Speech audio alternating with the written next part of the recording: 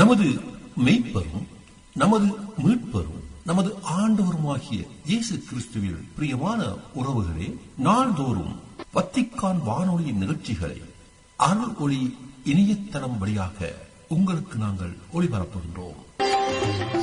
உங்களுக்காக தொகுத்து வழங்குபவர் உங்கள் அன்பு சகோதரன் பேசாலை தாஸ்.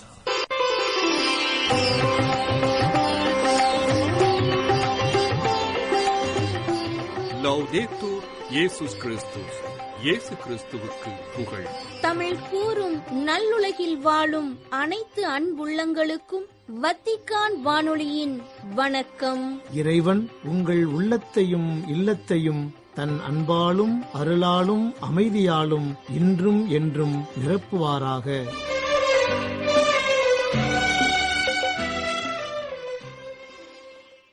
தடம் தந்த தகைமை, அன்னை ஓர் அதிசயம் மற்றும் செய்திகளை வத்திக்கான் வானொலி இன்று தம் நேயர்களுக்கு வழங்குகின்றது. தடம் தந்த தகைமை, உலகம் முழுவதையும் தமதாக்கினாலும். ஒருவர் உலகம் முழுவதையும் தமதாக்கிக் கொண்டாலும் வாழ்வையே இழப்பாரெனில் அவருக்கு கிடைக்கும் பயன் என்ன என கேள்வி கேட்டார் இயேசு. எல்லாம் கிடைத்தும் பூமியில் வாழாது செல்லும் மனிதர்களே ஏராளம். ஏனெனில் அவர்கள் தங்களுக்கென மட்டும் வாழ்ந்தவர்கள்.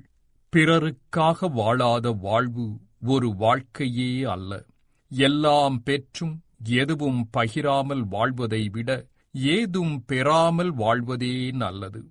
நம்மிடையே அபகரிப்பு, ஏமாற்று, கொள்ளை, கடத்தல், தாக்குதல், பதுக்கல், விலை உயர்வு, அச்சுறுத்தல், போர் என்பவையெல்லாம் தொடர் நிகழ்வுகளாயுள்ளன.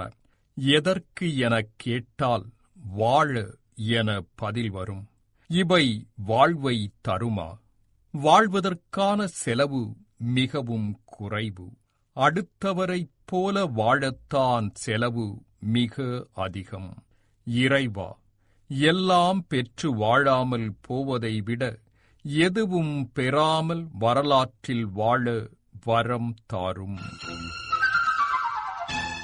அன்னை ஓர் அதிசயம், போம்பேய் அன்னை மரியா திருத்தலம்.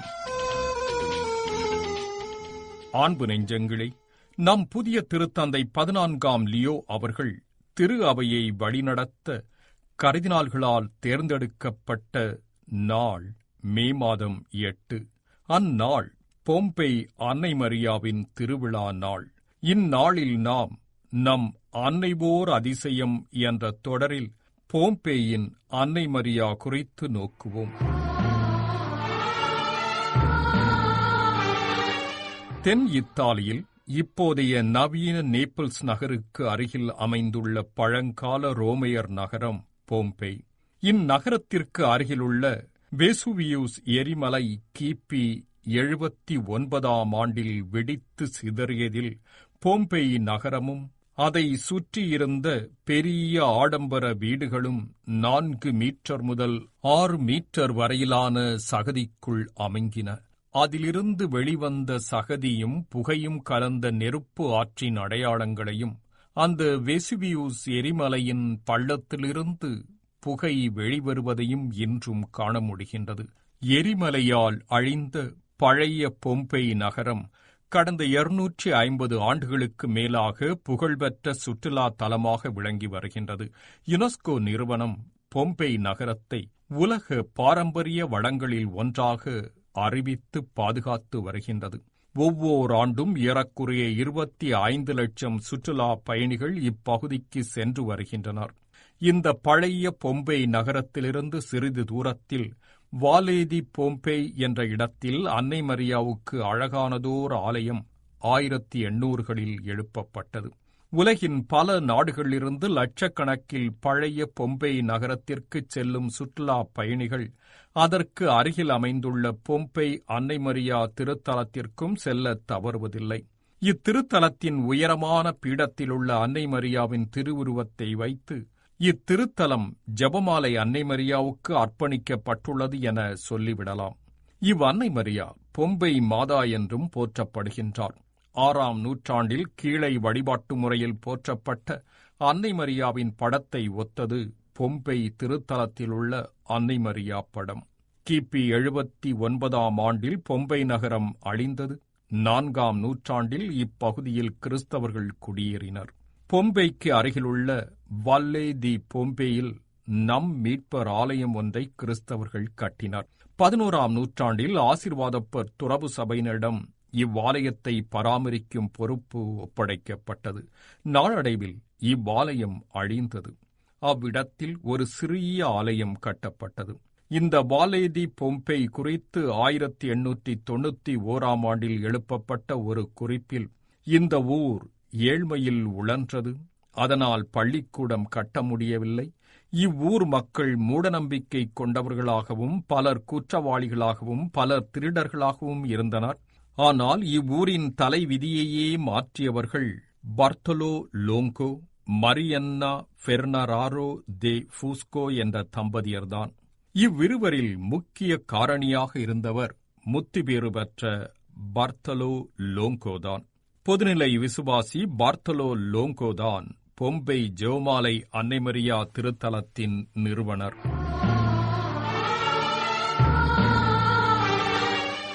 1841ஆம் ஆண்டில் மருத்துவரின் மகனாக பிறந்த பர்த்தலோ லோங்கோ வழக்கறிஞர் ஆவதற்காக படித்துக் கொண்டிருந்தபோது ஒரு தீய பிரிவில் சேர்ந்து சாத்தானை வழிபடும் அமைப்பில் குருவாக அபிஷேகம் செய்யப்பட்டார். கிறிஸ்தவத்தை பொதுப்படையாகவே கிண்டல் செய்தார். தனது அனைத்து வல்லமையையும் பயன்படுத்தி மக்களை கத்தோலிக்கத்திலிருந்து திசை திருப்ப முயற்சித்தார். ஆயினும் வின்சென்ட் பேதே என்ற ஒரு நல்ல நண்பர் அவருக்கு கிடைத்தார். அவர் கிறிஸ்துவின் அன்பையும் கருணையையும் கனிவையும் அவருக்கு காட்டினார். ஆல்பெர்டோ ரதென்டே என்ற ஒரு டொமினிக்கன் சபை குருவையும் சந்திப்பதற்கு ஏற்பாடு செய்தார்.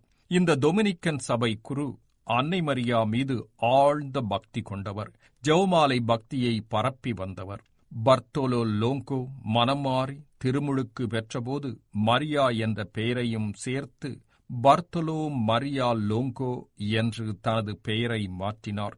மரியா பாவிகளின் அடைக்கலம் என்றும் தான் மனம் திரும்புவதற்கு அன்னை மரியே காரணம் என்றும் கிறிஸ்துவிடம் தன்னை அழைத்துச் செல்லும் அடைக்கலம் அத்தாய் என்றும் உணர்ந்தார்.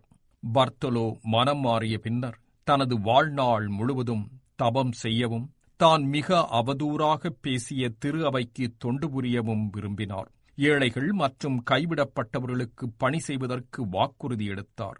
புதிய பொம்பேயின் ஜெபமாலை என்ற துண்டு பிரசுரத்தை வெளியிட்டு தன்னால் இயன்ற அளவு ஜெபமாலை பக்தியை பரப்பினார்.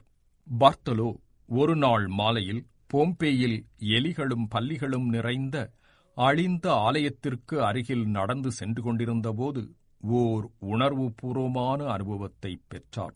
பர்த்தலோ அந்த ஊர் மக்களிடம் பேசி பாழடைந்து கிடந்த அந்த ஆலயத்தை சுத்தம் செய்ய உதவி செய்யுமாறு கேட்டார்.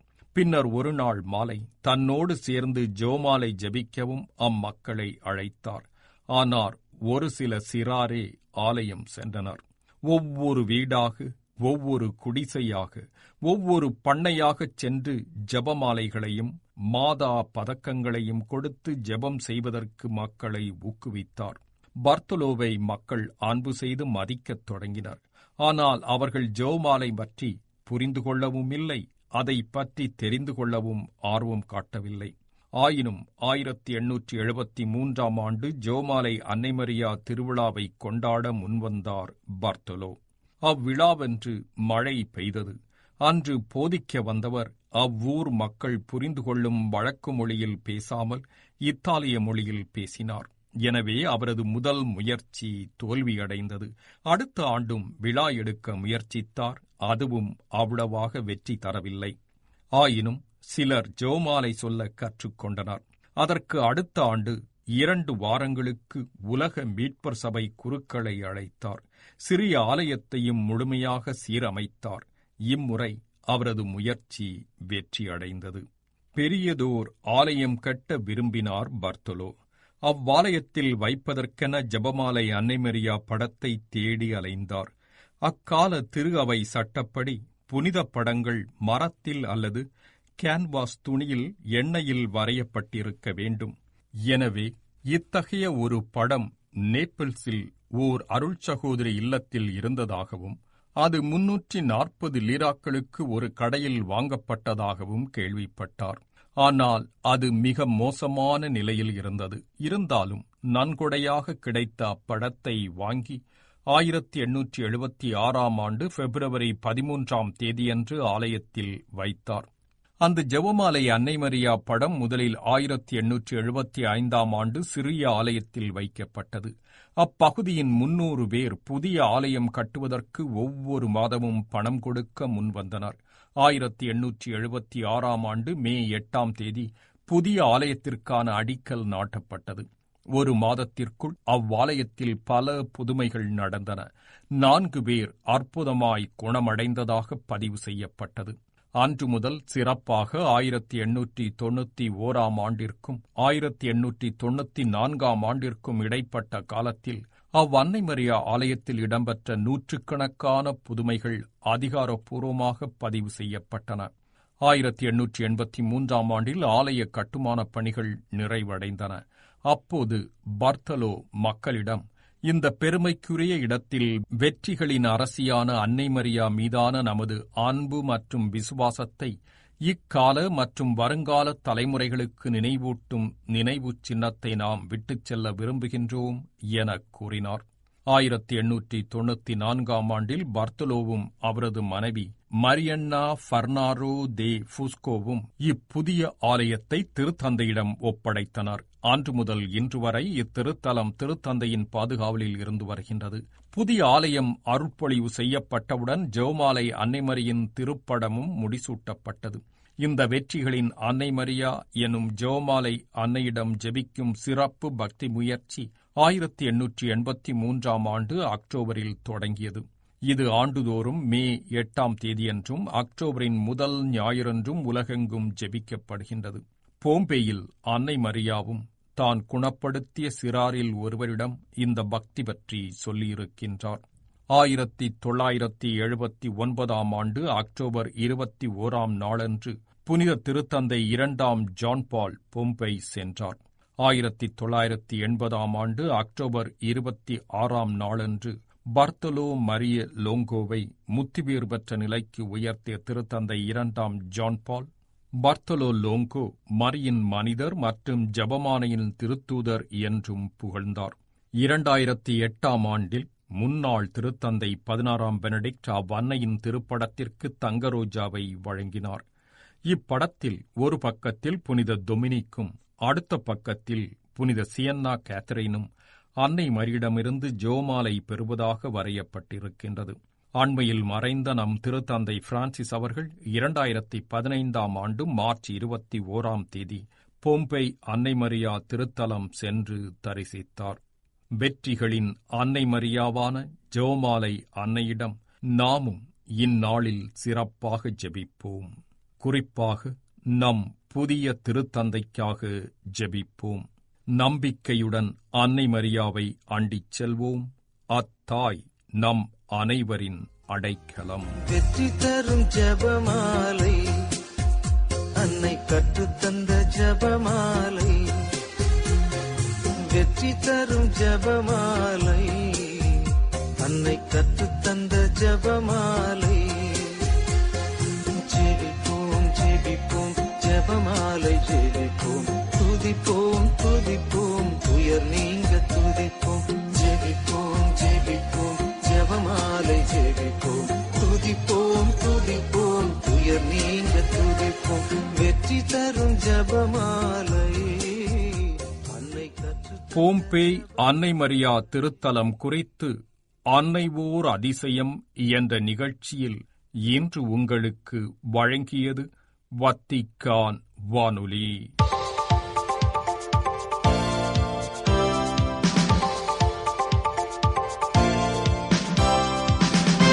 செய்திகள். கல்வி கற்பித்தலின் வாயிலாக நற்செய்தி அறிவித்தல், நற்செய்தி அறிவித்தலின் வாயிலாக கல்வி கற்பித்தல் அவசியம் என்றும், புனித ஜொவானி பத்திஸ்தா லசாலே போல புதிய வழிகளை கண்டறிதல், கற்றலுக்கான கருவிகளை அதிகமாக்குதல், புதிய மொழிகளை ஏற்றுக்கொள்ளுதல் போன்றவற்றிற்கான படிக்கட்டுகளை நம்மால் உருவாக்க முடியும் என்று வலியுறுத்தினார் திருத்தந்தை 14ஆம் லியோ. மே 15 வியாழனன்று வத்திக்கான் கிளெமென்டினா அறையில் கத்தோலிக்க பள்ளி நிறுவனங்களின் சகோதரர்களை சந்தித்தபோது இவ்வாறு கூறிய திருத்தந்தை 14ஆம் லியோ அவர்கள், தற்போதைய நிகழ்வுகள் மீதான கவனம் மற்றும் சமூகத்தில் கற்பித்தலின் நிர்வாக மற்றும் மறைப்பணி பரிமாணம் எனும் 2 தலைப்புகளின் கீழ் தனது கருத்துக்களை எடுத்துரைத்தார். திருத்தந்தை 13ஆம் பெனடிக்ட் அவர்கள் கத்தோலிக்க பள்ளி நிறுவனங்களுக்கான விதிகளை அங்கீகரித்த திரு அவை பிரகடனத்தின் 3ஆம் நூற்றாண்டு, திருத்தந்தை 12ஆம் பயஸ் புனித ஜான் த பாப்டிஸ்ட் தே லசால் அவர்களை அனைத்து கல்வியாளர்களின் பாதுகாவலராக நியமித்த 75வது ஆண்டு ஆகியவற்றை முன்னிட்டு கத்தோலிக்க பள்ளி நிறுவனங்களின் சகோதரர்களை சந்தித்தார் திருத்தந்தை 14ஆம் லியோ. இக்கால இளைஞர்கள் வாழ்க்கை, ஆற்றல், உணர்வுகள் மற்றும் அறிவாற்றலின் எரிமலைகளாக இருக்கின்றனர் என்பதை பல துறைகளில் அவர்கள் ஆற்றக்கூடிய அற்புதமான விடயங்களால் காணலாம் என்றும், நல்லிணக்கத்தை வளர்த்தல், கடந்த காலத்தை விட வித்தியாசமான முறையில் அவர்களின் ஆரோக்கியமான வளர்ச்சிக்கு தடையாக இருக்கும் விடயங்களை கடத்தல் போன்றவற்றிற்கு அவர்களுக்கு இன்னும் அதிகமாக நமது உதவி தேவை என்றும் எடுத்துரைத்தார் திருத்தந்தை. தொழிலாளர் உரிமைகள் மற்றும் கடமைகள் பற்றி வலியுறுத்தி வரலாற்றில் முத்திரை பதித்த ரேரும் நொவாரும் என்ற திருமடல் வெளியிடப்பட்ட 134வது ஆண்டினை இன்று திரு அவை சிறப்பிக்கின்றது. திரு அவையின் 256வது திருத்தந்தையாக பணியேற்ற திருத்தந்தை 13ஆம் லியோ அவர்கள் 1878ஆம் ஆண்டு பிப்ரவரி 20ஆம் நாள் முதல் 1903ஆம் ஆண்டு ஜூலை 20ஆம் நாள் வரை 25 ஆண்டுகள் திரு அவையை வழிநடத்தினார். 1891ஆம் ஆண்டு மே மாதம் 15ஆம் நாள் வெளியிடப்பட்டு வரலாற்றில் முத்திரை பதித்த ரேரும் நொவாரும் என்ற திருமடலில் தொழிலின் உரிமைகள் மற்றும் கடமைகள் பற்றி வலியுறுத்தினார் திருத்தந்தை. 2025ஆம் ஆண்டு இத்தாலிய டென்னிஸ் போட்டிகள் ரோமில் நடைபெற்று வரும் நிலையில் திருத்தந்தை 14ஆம் லியோ அவர்கள் பிரபல டென்னிஸ் வீரரான ஜானிக் சின்னர் என்பவரை திருப்பீடத்தில் சந்தித்தார். மே 14 புதன்கிழமை அன்று வத்திக்கான் தூய 6ஆம் பவுல் அரங்கத்தில் உள்ள ஓர் அறையில் 23 வயது மதிக்கத்தக்க பிரபல டென்னிஸ் வீரரான ஜானிக் சின்னர் மற்றும் அவரது குடும்பத்தாரை சந்தித்தார். இத்தாலிய டென்னிஸ் விளையாட்டு கூட்டமைப்பின் தலைவர் அல்பர்டோ பினாகி உடன் இருந்தார். இந்த டென்னிஸ் போட்டியானது மே 7 முதல் மே 18 வரை ரோமில் உள்ள ஃபோரோ இத்தாலிகோ வளாகத்தில் நடைபெற்று வருகிறது. புதிய திருத்தந்தை மிகவும் அமைதியான மனிதர், அமைதியை விரும்பும் மனிதர் என்றும், திருத்தந்தையாக தேர்ந்தெடுக்கப்பட்ட முதல் நாளன்று மக்கள் முன் தோன்றிய போது எடுத்துரைத்த உரையிலேயே அமைதியின் பாலங்களை கட்டுபவர் என்பதை எடுத்துரைத்தார் என்றும் கூறினார் கர்தினால் பியத்ரோ பரோலின். மே 14 புதன்கிழமை முதல் 15 வியாழன் வரை உக்ரைனுக்காக உக்ரைனிலிருந்து எதிர்நோக்கு இறையியலை நோக்கி என்ற தலைப்பில் ரோமின் கிரகோரியன் திருப்பீட பல்கலைக்கழகத்தில் நடைபெற்ற நிகழ்வின் போது உலக நாடுகளின் அமைதி மற்றும் புதிய திருத்தந்தை பற்றிய கருத்துக்களை வத்திக்கான் செய்திகளுக்கு இவ்வாறு எடுத்துரைத்தார் திருப்பீடச் செயலர் கர்தினால் பியத்ரோ பரோலின். அமைதியின் ஒலிக்கீற்றுகள் எப்போதும் இருக்கும் என்று தான் நம்புவதாகவும், இறுதியாக நேரடியாக சந்தித்து உரையாடுவதற்கான ஒரு சூழல் தலைவர்களுக்கு கிடைத்துள்ளது. எனவே பிரச்சினை முடிச்சுக்கள் அவிழ்க்கப்படும் என்று எண்ணி மிகவும் மகிழ்வதாகவும் எடுத்துரைத்தார் கர்தினால் பரோலின். புதிய திருத்தந்தை 14ஆம் லியோ அவர்கள் உலகம் மற்றும் மியான்மாரின் மறக்கப்பட்ட போர்கள், ஏழைகளின் துயரங்கள், புலம்பெயர்ந்தோர் மற்றும் விளிம்புநிலை மக்களின் துயரங்கள் போன்றவற்றில் கவனம் செலுத்துவார் என்று நம்புவதாகவும், குரலற்றவரின் குரலாக இருப்பார் என்று நன்கு அறிவதாகவும் எடுத்துரைத்துள்ளார் அருள் பணியாளர் பால் ஆங் மின்ட். மே 14 புதன்கிழமை ஃபீதேஸ் எனப்படும் கத்தோலிக்க செய்தி நிறுவனத்திற்கு வழங்கிய செய்தியில் புதிய திருத்தந்தை 14ஆம் லியோ அவர்கள் பற்றியும் மியான்மார் மக்களின் நிலை பற்றியும் பகிர்ந்துள்ளார் மியான்மாரின் டொமினிக்கன் சபை அருள் பணியாளர் பால் ஆண்ட் மின்ட். அனைத்து மறைப்பணி நாடுகள், குறிப்பாக உலகளாவிய தெற்கில் புதிய திருத்தந்தை அதிகப்படியான கவனம் செலுத்துவார் என்று தாங்கள் நம்புவதாகவும், பன்மொழி பேச்சாளரான அவரது ஆங்கில புலமை ஆசியாவிலும் மியான்மரின் ஆயர்கள் மற்றும் மக்களுடன் தொடர்பு கொள்வதை எளிதாக்கும் என்று நம்புவதாகவும் குறிப்பிட்டுள்ளார் ஜோசப் குங். வாழ்க்கை நிலைமைகள் பேரழிவை ஏற்படுத்தியுள்ள காசா பகுதியில் போர் நிறுத்தத்தை அடைய இயலுமானவைகள் அனைத்தையும் செய்ய வேண்டும் என்றும் உலக மக்களுக்கு அழைப்பு விடுத்துள்ளார் ஜூலியட் தௌமா.